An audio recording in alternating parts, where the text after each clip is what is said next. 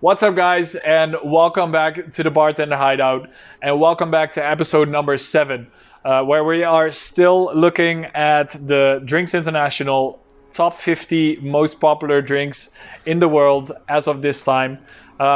Episode 7 is going to be the whiskey sour, which is again one of my favorites. When I'm just sitting here chilling, having a drink, then this drink actually comes up a lot. But before I introduce you to this drink, let's talk a little bit about the history before we dive into that. And also after that, we are going to be looking a little bit about how we make this drink. And yeah, then we're going to be tasting it, and I'm going to tell you guys about what I think of this amazing drink. Okay, so when we are looking at the history for the whiskey sour, the first written mention of the whiskey sour is actually in 1862 by Jerry Thomas, which we might already know from the dry martini episode, but I will be getting into that a little bit later on. As I said, first written mention 1862, but it actually looks like way before, like centuries before this. The whiskey sour was already kind of popular, and this is because the whiskey sour in a way was kind of a life-saving cocktail. For example, in the time of the British Navy, when they had a super massive fleet, it actually ended up saving sailors, since it helped prevent scurvy, where scurvy is a disease where you don't get enough vitamin C's, you don't get enough water, or at least fresh water. I mean, there is enough salty water, but not enough fresh water sometimes at sea. And because of this lack of clean water and lack of vitamin C, they would get scurvy, they would get horribly sick, they would get internal bleedings, not good. So they wanted to prevent that at some times. So what did they end up finding is that this grog, which we already addressed in the daiquiri video, they ended up finding out this grog, which was basically a spirit with a juice, so a citrus juice, and water and sugar.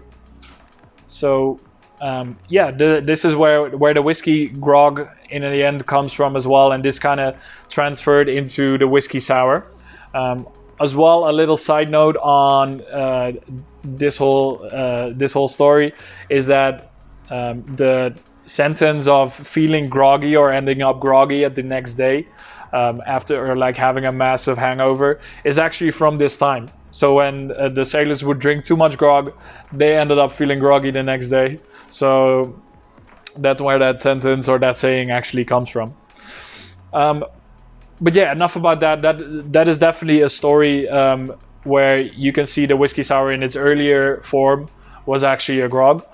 But then in 1862, where our father of mixology, Jerry Thomas, he ended up writing in the Bartender's Guide about it, which was a book as well that I think we've addressed as well before in one of these episodes.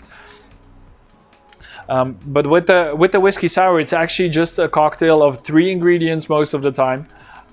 And in the UK, it was actually a lot of the times it was popularized.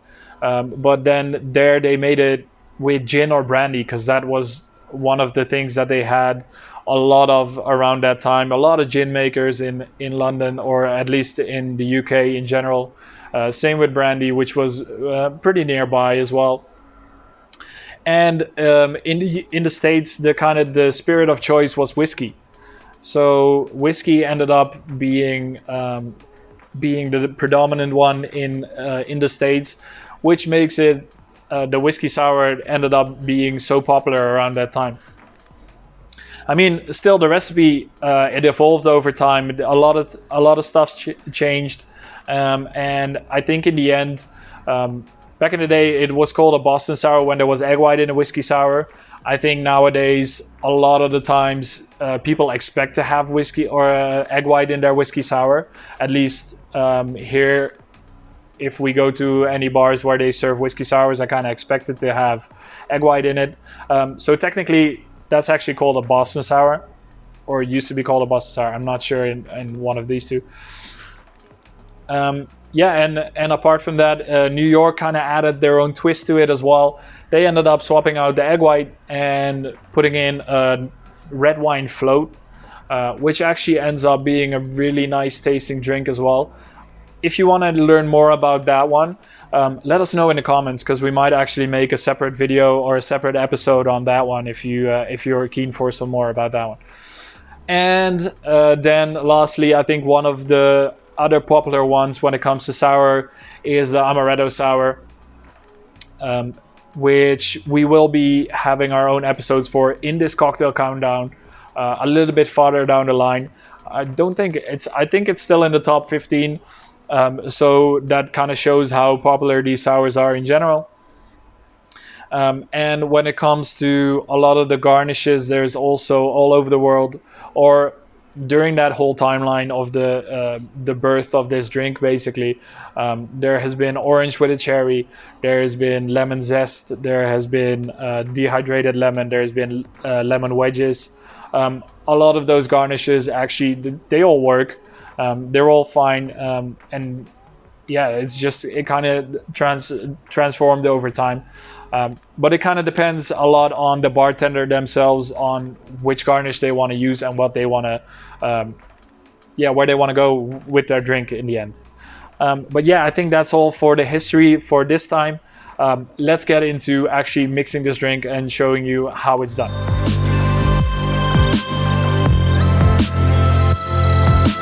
Okay, so let's get into making the whiskey sour.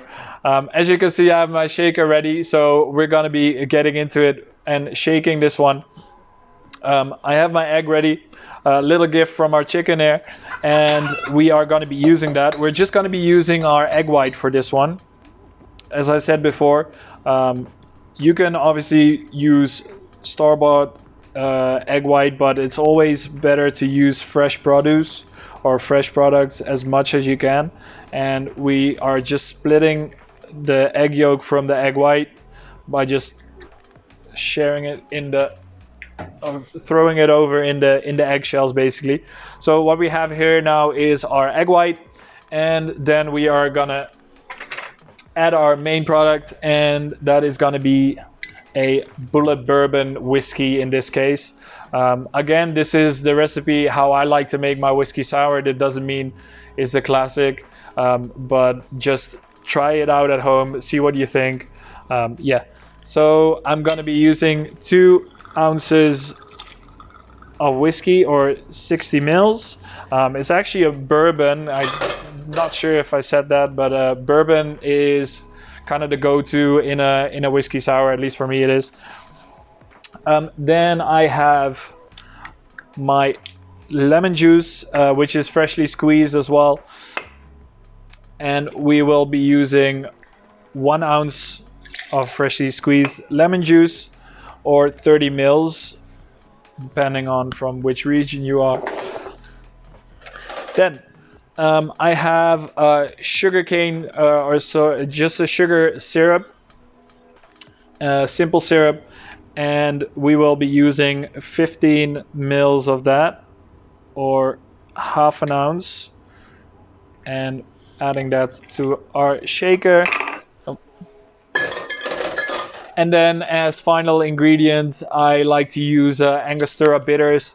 I'm not sure if this is in a lot of normal whiskey sour recipes, but I think it just adds a little bit of extra goodness to this drink. So I'm just going to be using 2 dashes of Angostura to complete this one. I don't think we actually gotten into dry shaking yet. This is a drink which has, as you know, the egg white in it, which means we want to kind of froth up the egg white to get this nice and foamy drink, or nice and foamy layer actually on top of the drink. You can do this in 2 ways. You can do it with a dry shake that we're doing right now, or you can do it in reverse. So first shake it with ice, and then afterwards shake it again without ice, to make sure that we froth that foamy layer up nicely. Actually, we are going to be doing the reverse dry shake, so we're going to shake like normal first, and then afterwards we are going to be shaking without ice. A lot less impressive, but it's actually really useful. So let's start off with the normal shake first. So again, give it a good tap so it actually seals it, and then give it a good shake. There we go, that's a good start already. And then we already have a little bit of froth in there. But I'm just gonna separate the cocktail from the ice. And I'm gonna be dumping the ice since I won't necessarily be needing that. And then we're gonna put our cocktail back in the shaker and shake it again. As I said, a lot less impressive, but still really necessary. And there we go. Then we're gonna be needing our glass. We're just gonna be using an old-fashioned or a whiskey glass in this case. And add some ice cubes to that one. And then let's see how we did.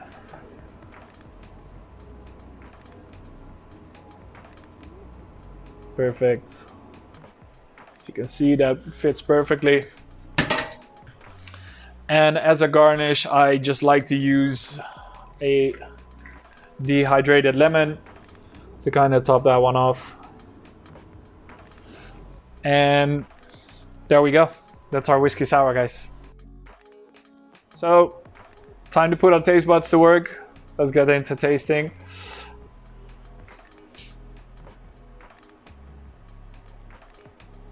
As you can see, for the guys with a beard or a mustache, a great cocktail. Will actually last you a little bit, this one as well. Yeah. Oof. I think that the whiskey and the lemon juice just it just adds. It has something that other cocktails just don't really can compare to, in my opinion. As I said, this is one of my favorites as well. As well as the amaretto sour, which we will be looking at in a later episode. These ingredients just again, they really work well together. It has the bourbon actually makes it that it's a little bit more sweet than your normal whiskey. Where the normal whiskey, like rye whiskey, can be a little bit harsher, but with bourbon it just kind of lifts that up. So that works really well in this whiskey sour. Rye whiskey is more for a little bit like old-fashioned. That could work really well there. But for this one, this is actually really nice. I'm just gonna have another sip here.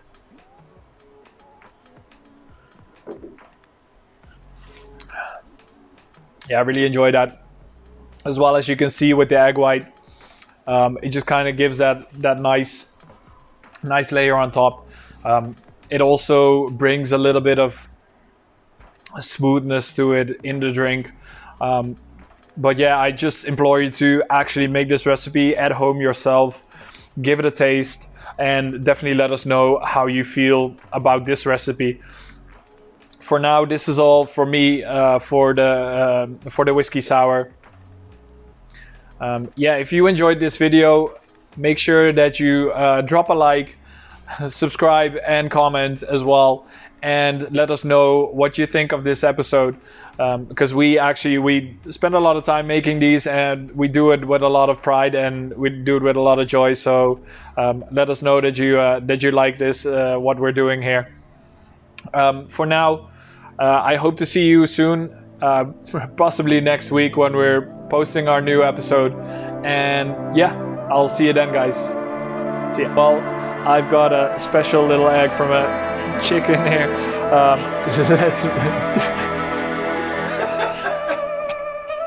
Dat is ook heel kut.